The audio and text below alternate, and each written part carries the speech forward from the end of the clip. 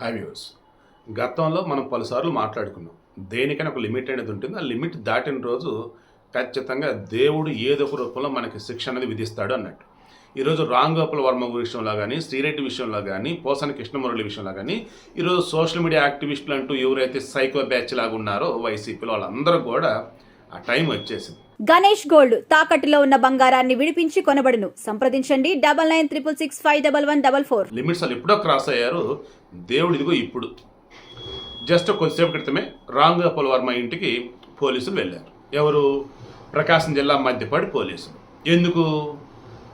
గతంలో వ్యూహం సినిమా సందర్భంలో చంద్రబాబు నాయుడిని, లోకేష్ని, బ్రాహ్మణిని అతను మార్ఫింగ్ చేసిన దిక్కుమాలిన ఫోటోలతో ఘోరాతి ఘోరంగా వాళ్ళని కించపరుస్తూ కొన్ని పోస్టులు పెట్టాడు సోషల్ మీడియాలో. ఆ పోస్టులు ఎప్పుడు పెట్టాడు, ఎలా ఏంటి అని చెప్పేసి మొత్తం తీసుకున్న డేటా ఎగ్జాక్ట్గా పోలీసులకి సబ్మిట్ చేయడం జరిగింది. పోలీసులు మొత్తం చెక్ చేసుకున్నారు. వీళ్ళంతా ఏంటి, మేము ఇంకెన్నాళ్ళైన అధికారంలో ఉండేది మేమే అన్నట్టుగా జగన్ చెప్పిన మాటలు విని నమ్మేసి అడ్డదిడ్డంగా పోస్టులు పెట్టుకుంటా పోయారు, వీడియోలు పెడతా పోయారు, కామెంట్లు పెడతా పోయారు. బట్ ఇప్పుడు కూటమి గవర్నమెంట్ కదా, వీళ్ళేం చేస్తున్నారు? ఫస్ట్ డెవలప్మెంట్ మీద ఫోకస్ పెట్టారు.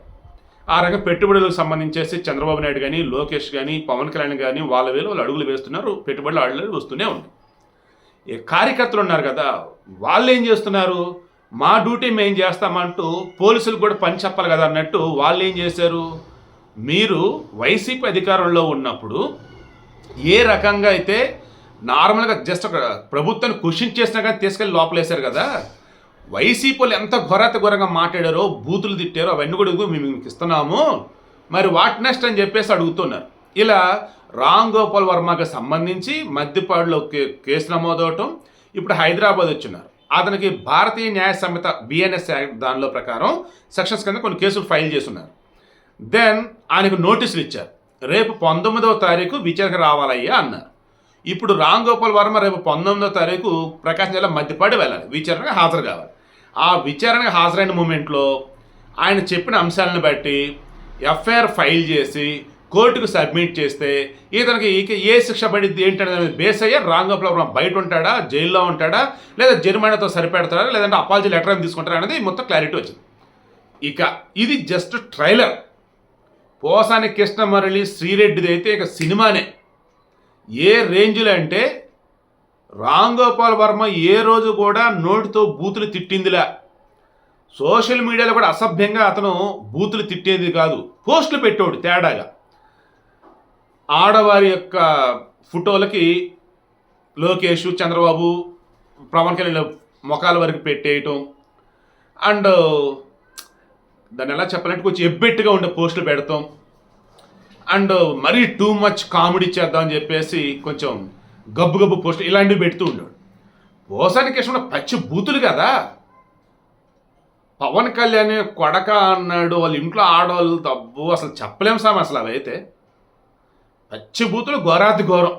అది కూడా ఆడ ఓ జర్నలిస్ట్ నాకు సిగ్గేసింది అసలు. ఆ రోజు అయితే ఇటువంటి వాడికి ఎలా ఇచ్చారు బాబు పర్మిషన్ అని.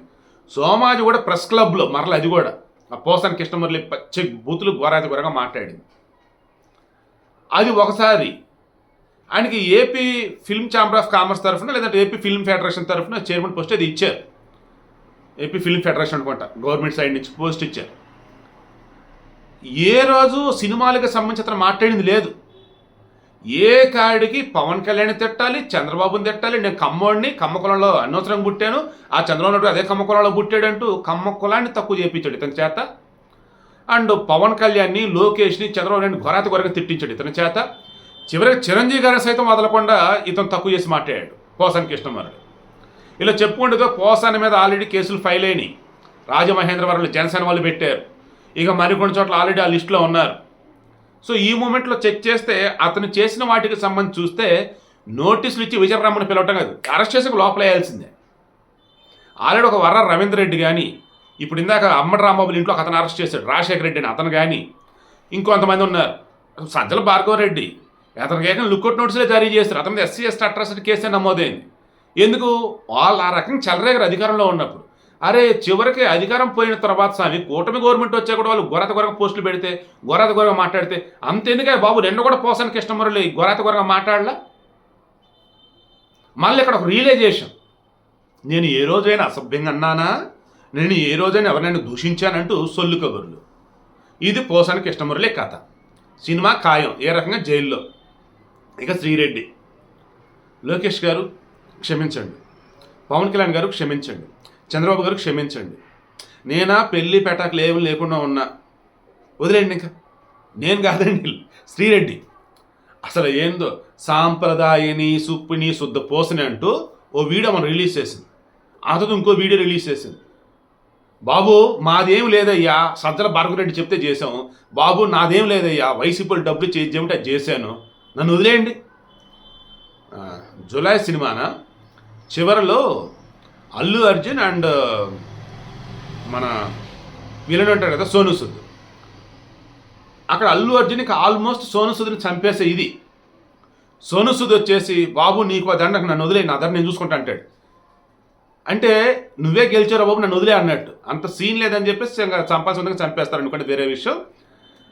కోర్స్ మన ఎవరు రాజేంద్ర ప్రసాద్ చంపేస్తాడు. సరే విషయం ఏంటి ఇప్పుడు, ఆ సినిమాలో చూపించినట్టు ఈ రియల్ లైఫ్లో కూడా ఉండిద్ది అన్నట్టు శ్రీరెడ్డి ఏం చేసింది, ఓవర్ యాక్షన్ చేసింది. ఏ రకంగా గతంలో ఏదైతే చేసామో అవన్నీ అసలు మేం కాదు అంటే మా సొంతంగా చేయాల, పైనుంచి వాళ్ళు చెప్తే చేసాం, మీరు వాళ్ళని అరెస్ట్ చేయండి, మిమ్మల్ని మీరు కలిపి మాట్లాడుకోండి, మాదేముందా వదిలేండి అయ్యా. ఛాన్సేలా ఆల్రెడీ అనకాపల్లిలో శ్రీరెడ్డి మీద కూడా కేసు ఫైల్.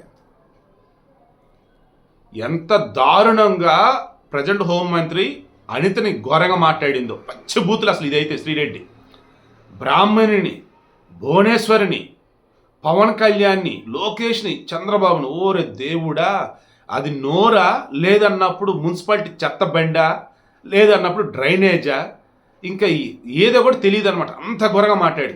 మా ఫ్రెండ్ అండి అమెరికాలో ఉంటుంది అండ్ ఫెడరల్ గవర్నమెంట్ ఎంప్లాయ్, తాను ఎంబీఏ క్లాస్మేట్. తాను ఒకరోజు నాకు కాల్ చేసింది, ఏంటి ఎప్పుడు చేయండి కాల్ చేసిందని లిఫ్ట్ చేశాను. లైన్లోనే ఉండు, నీకు ఒక లింక్ పంపాను చూడని వాట్సాప్లో పంపాను. శ్రీరెడ్డి ఇది ఘోరంగా తిడుతున్నటువంటి వీడియో. ఇది పంపాడు నాకు అన్న. ఏంటి అంత ఘోరంగా మాట్లాడుతుంది, అటువంటి ఆమెను అసలు అరెస్ట్ చేయరా, అదిరే అండ్ సంథింగ్ దగ్గర అరెస్ట్ చేయరా, ఇంకెళ్ళాను అదే. నేను అప్పుడు చెప్పాను, ఇది జస్ట్ ఒక చిన్నపాటి బిట్టే, ఇటువంటి బోల్డ్ అని ఉన్నాయి. ఏపీలో వైసీపీ అని చెప్పేసి ఒక ఘోరమైన ఒక సైకో పార్టీ ఉంది, అందులో వచ్చేసి ఇక రెడ్ లైట్ ఏరియాలో ఉండాల్సిన వాళ్ళు పద్ధతిగా గౌరవంగా మేము ఉన్నాము బతుకుతున్నాము అన్నట్టుగా ఉంటూ పచ్చి బూతులు ఘోరంగా మాట్లాడుతూ ఉంటారు, వాళ్ళ గురించి నీకు తెలియదులే. సో దీనికి రిపోర్ట్ కొట్టేసుకో, నువ్వు అక్కడ ఉన్నావు కాబట్టి యూట్యూబ్కి మరి ఏదైనా చెప్తామో చెప్పుకో, ఈ టాపిక్ అయితే మనతో డిస్కషన్ వద్దు, అనవసరంగా మైండ్ ఖరాబ్ అయింది అని చెప్పేసి అన్న. సో ఇలా చెప్పుకుంటూ పోతే ప్రపంచవ్యాప్తంగా ఉన్నటువంటి తెలుగు వాళ్ళంతా ఒక పోసానిని, ఒక శ్రీరెడ్డిని వదలొద్దు అంటూ ఉన్నారు. ఆ రేంజ్లోనే త్వరలో వారిని గట్టి కేసులు, గట్టి సెక్షన్ల కింద పెట్టి అరెస్ట్ చేసి లోపలేయటం ఖాయం. అండ్ రానున్న రోజులలో ఏ పార్టీ వాళ్ళైనా అడ్డదిడ్డగా మాట్లాడితే మీకు చుక్కలు కనపడితే దయచేసి ఎక్కడి నుంచైనా పద్ధతిగా ఉండండి.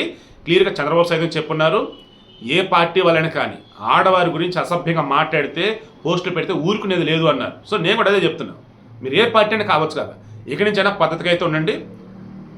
ఈ వైసీపీ బ్యాచ్, సైకో బ్యాచ్ ఉన్నారే వాళ్ళతో ఇంక ఎండ్ అయిపోవాలి. అట్లాంటి గలీజ్ పోస్టులు, గలీజ్ రాతలు, గలీజ్ మార్ఫింగ్ ఫోటోలు